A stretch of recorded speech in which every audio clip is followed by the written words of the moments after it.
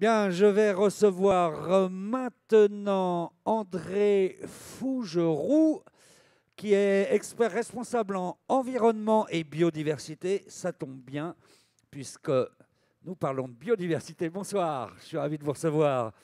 Voilà, et vous, vous faites partie de l'Union, vous êtes donc expert responsable à l'Union des industries de la protection des plantes, Union des industries de la protection des plantes. Alors, vous êtes les médecins des plantes, c'est ça?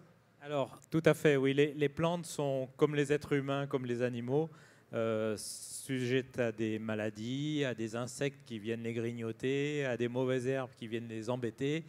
Et donc, pour protéger ces plantes, ces cultures, il est nécessaire de temps en temps d'intervenir à bon escient avec des produits, des médicaments, on peut dire, Oui. des produits de protection des plantes. D'accord. Alors, cette union rassemble plusieurs entreprises. Combien? Alors, cette union rassemble plus de 20 entreprises.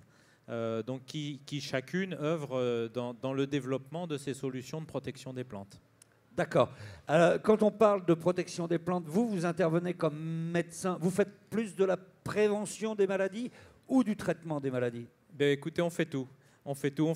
Je pense à peu près comme les médecins, c'est-à-dire qu'il y a des mesures préventives qui sont prises, qui sont préconisées, et puis il y a certains moments où les mesures préventives ne suffisent plus, et dès lors, il faut intervenir avec des produits de façon à corriger le tir, si je peux dire.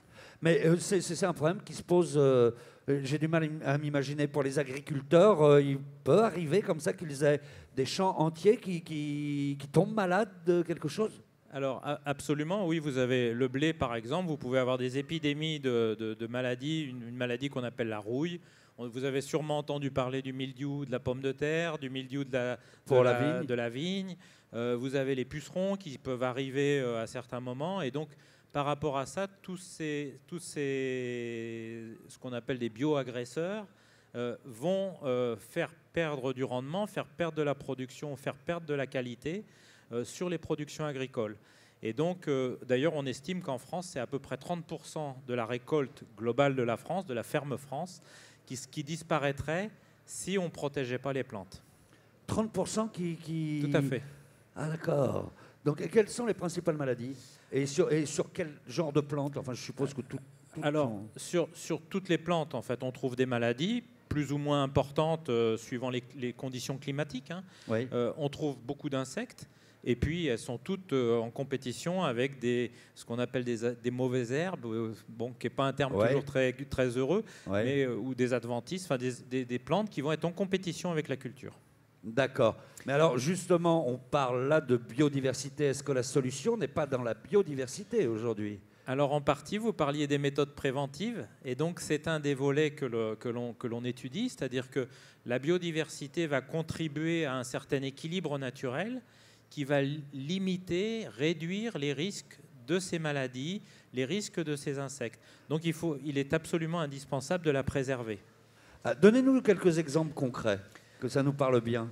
Alors, on connaît tous la coccinelle. Voilà, hein? vous connaissez la coccinelle. parce que ça, je pense, même les particuliers, on leur conseille, je crois, parfois, d'en avoir dans leur jardin, non? Alors, elle fait quoi, la coccinelle? La coccinelle consomme des pucerons. Mais bon, c'est un exemple qui est symbolique parce que tous les enfants connaissent la coccinelle, donc c'est sympathique. Mais il y a des tas d'autres insectes utiles qui contribuent à la production agricole, qui vont intervenir sur les attaques de pucerons, sur des attaques de chenilles, etc. Et donc c'est tout ce volet de biodiversité qu'il convient de protéger.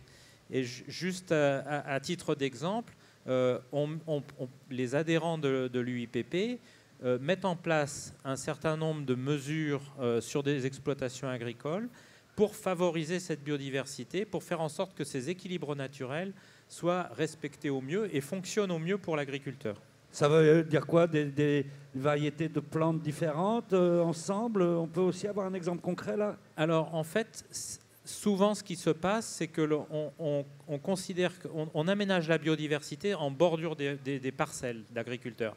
Donc on met en place des bandes fleuries, par exemple, qui vont favoriser, outre les pollinisateurs, les abeilles dont on parle, outre les insectes pollinisateurs, vont aussi favoriser un certain nombre, ce qu'on appelle nous des insectes utiles, qui vont aider l'agriculteur dans sa protection des cultures vis-à-vis de tout un tas d'insectes, par exemple. Ah d'accord, donc on va créer une sorte de concurrence entre les insectes, ceux qui attaquent les plantes, Voilà. et les autres, on va faire venir les combattants pour détruire les insectes Nuisibles. nuisibles. Voilà. Donc, ça. en fait, on essaye de faire pencher la balance de la biodiversité Ouais, en faveur des utiles ouais, au détriment des nuisibles. Voilà. d'accord. Alors, dans la plupart des cas, ça fonctionne, mais ça ne fonctionne pas toujours. Et de temps en temps, il faut appliquer une solution, un produit de protection des plantes Ouais, pour rééquilibrer les choses, si je peux dire. ouais, Et là, nous avons un rôle à jouer assez important qui est de faire évaluer ces produits de protection des plantes. Ces produits de protection des plantes ne doivent pas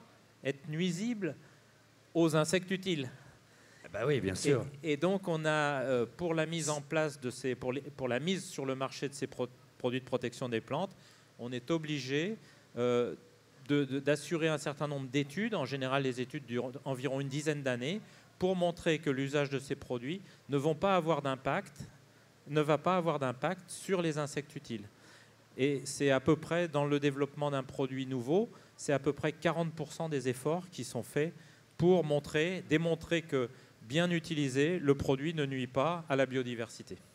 D'accord. Donc tout ça, ça se prête à pas mal de tests. Est-ce qu'il est bien clair qu'un agriculteur ne peut pas perdre toute sa production, donc il faut des produits pour aller... Mais c'est vrai que les industries qui fabriquent des produits phytosanitaires n'ont pas toujours eu une excellente image de marque. Est-ce qu'aujourd'hui, il y a une tendance à oublier un peu, comment on pourrait dire, le médicament, comme pour nous, et de venir aux médecines douces, ce que pourrait être l'utilisation de la biodiversité?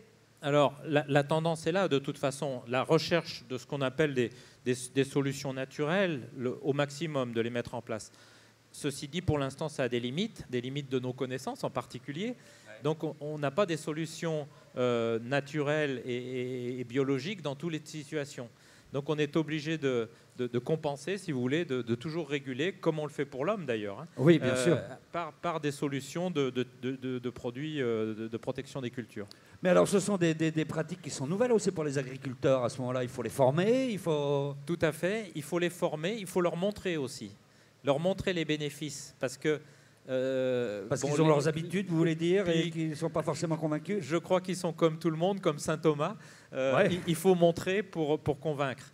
Et en fait, on a un certain nombre de fermes sur lesquelles on fait des démonstrations. On montre ce que l'on peut faire pour favoriser la biodiversité à l'échelon d'une exploitation agricole, notamment, comme je vous le disais, en mettant des bandes fleuries, Et ce qui est assez formidable, et je vais vous citer un exemple qui est dans le Bordelais, une exploitation agricole sur laquelle tous les aménagements ont été faits pour que les équilibres naturels soient les mieux respectés possibles, ce qui n'empêche pas qu'il y a quand même de temps en temps des interventions par des produits de protection des plantes. Mais sur cette exploitation, on a actuellement 70 espèces d'oiseaux, donc la biodiversité. 70 espèces d'oiseaux, ça ne parle pas toujours beaucoup, mais c'est 12% des oiseaux de France. Donc sur une seule exploitation, vous pouvez montrer que 12% des oiseaux de France sont présents. Et alors, qu'est-ce qu'ils font sur cette exploitation, tous ces oiseaux? Alors, ces oiseaux, ils vivent sur l'exploitation. Oui, tout simplement. Bon, donc ils s'y sentent bien. Ils s'y sentent bien. Et donc, si vous voulez, c'est un peu symbolique. C'est-à-dire que c'est une chaîne, vous mettez en place un certain nombre d'aménagements, donc les bandes fleuries, par exemple, dont je vous parlais. Oui. Ça va favoriser des insectes utiles et puis tout un tas d'autres insectes qui vont servir de nourriture aux oiseaux. Et donc, vous avez une chaîne alimentaire qui se met en place à l'échelon d'exploitation. D'accord.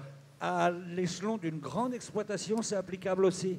Alors là, c'est une exploitation tout à fait moyenne qui fait une centaine d'hectares. Donc c'est une belle exploitation, mais sans plus. C'est pas quelque chose d'absolument extraordinaire. Et c'est applicable à tout type d'exploitation, bien évidemment. D'accord. Donc il y a quand même tout un travail là actuellement encore à faire de formation un peu des agriculteurs pour leur faire découvrir ça. Et puis eux, ils ont une préoccupation qui est bien légitime. C'est de produire. Ben oui, c'est de produire. Oui. Donc il ne faut pas quand même que ces nouvelles techniques, on peut penser, qu'ils les redoutent un peu parfois. Alors, tout à fait. Il faut que ça soit maîtrisé. Encore une fois, je reviens à saint Thomas. Il faut leur montrer que ça fonctionne. Il faut montrer, ensuite les accompagner, donc c'est tout notre travail, de les accompagner dans le développement de ces méthodes et de montrer que ça ne nuit pas à leur production et que leur compétitivité va rester la même. Donc ça, c'est tout à fait important. Et en plus, ils ont le bénéfice de la biodiversité, qui peuvent, dans certains cas, valoriser. De quelle façon ? Dans le cas de l'exploitation que je vous citais, par exemple, c'est une exploitation viticole qui produit un vin qui est labellisé maintenant grâce à l'image de biodiversité qu'ils ont. Donc ils valorisent, si vous voulez, auprès de leurs clients, de leurs consommateurs, ils valorisent le fait que le vin est produit dans des bonnes conditions, dans un bel environnement. Et étant produit dans un bel environnement, c'est un bon vin. Voilà. D'accord. Une dernière question qui me vient à l'esprit. On a beaucoup parlé du problème des abeilles quand même en France, lié éventuellement encore, comme il y a des études de l'INRA quand même qui démontrent qu'il y a des produits qui ont pu être nocifs aux abeilles, du moins qu'elles ne retrouvaient plus la piste de leur ruche. Ensuite, très important là quand même de défendre les abeilles. Il faut rappeler quand même qu'une abeille, les abeilles sont les principales pollinisatrices et sans elles, on n'a pas les tomates, sans elles, on n'a pas. Il y a plein de choses qu'on n'aurait pas. L'homme ne peut pas se substituer à l'abeille. Tout à fait. Mais encore une fois, les produits qu'on utilise nous sont extrêmement encadrés. Il y a une réglementation extrêmement stricte pour les mettre au point. Et dans cette réglementation, on nous demande un certain nombre d'études sur les risques vis-à-vis des abeilles. Dès lors qu'on utilise un produit, quels sont les risques qu'on fait courir aux abeilles? Donc ces études sont menées très régulièrement par l'ensemble des adhérents de l'UIPP, sont soumises à une commission d'experts qui va prendre une décision en disant ces études nous conviennent ou ne nous conviennent pas, et à partir de là vont donner une autorisation de mise en marché des produits. Et donc dans le cadre de cette autorisation de mise en marché des produits, les produits qui sont sur le marché ne sont pas nocifs pour les abeilles. D'accord. Merci beaucoup d'être venu nous expliquer tout cela et puis d'être partenaire aussi de la Nuit Verte. Merci beaucoup. Merci.